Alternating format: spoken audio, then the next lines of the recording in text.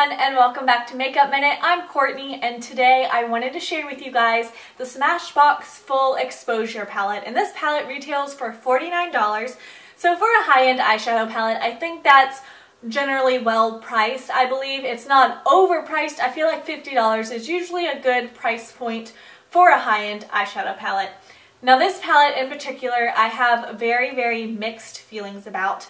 I actually got this from the Birchbox store because if you do get a Birchbox every month and you review your products, you could get points, and your points add up to money off. So I did get that way, but let's take a look at it. Now this palette comes with 14 shades. It comes with a full row of shimmer and a full row of mattes. Now the colors in general, just looking at it, these are like my favorite colors from any palette I own. I think the colors are gorgeous, and what I love about this is there's not a single color in this palette that I wouldn't wear on a day-to-day basis. Sometimes I feel like there's always those odd colors that you really don't use unless you're going for a certain look.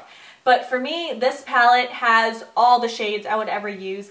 It has some really pretty unique colors and perfect colors for smoky eyes. This is going to be your go-to palette for smoky eyes. I'm also somebody who loves mattes. Like today, I'm wearing all mattes on my lid, and it is from this palette. So the mattes in this palette, I absolutely love. The pigmentation is great. There's some awesome transition colors. There's awesome highlight colors. There's awesome like darker colors for your crease or to even use as liners.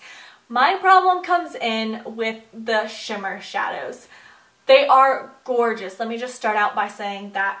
But swatching them, the color payoff really isn't there. You can get the color to look good on your lids if you really just use a primer and pack it on there a lot. It will look good and it will last. I have done that, and I do really like the final effect.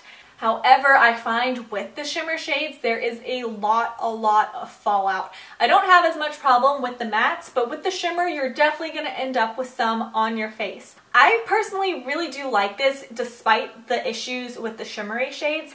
I do love mattes though, and I think this gives you such a great range of mattes. The shimmers are gorgeous, like I said, and I can make them work. They're just not my favorite. So this is kind of a toss-up. I'd say if you really like mattes, go for this. I still think you could get gorgeous looks with this, with the shimmery or with the matte colors. But be warned, you need to be careful. I think for the $49 price point, you could get some other palettes, whether they're the Little Rock or the Urban Decay. But if you're into mattes, these have the best mattes out of all of them, and it's almost worth it just for the mattes because that's still 7 matte colors, which is really great. So I want to know if you have tried out this palette, and if you have, what do you think about it? Let me know in the comments down below, and I will see you guys next time. Bye!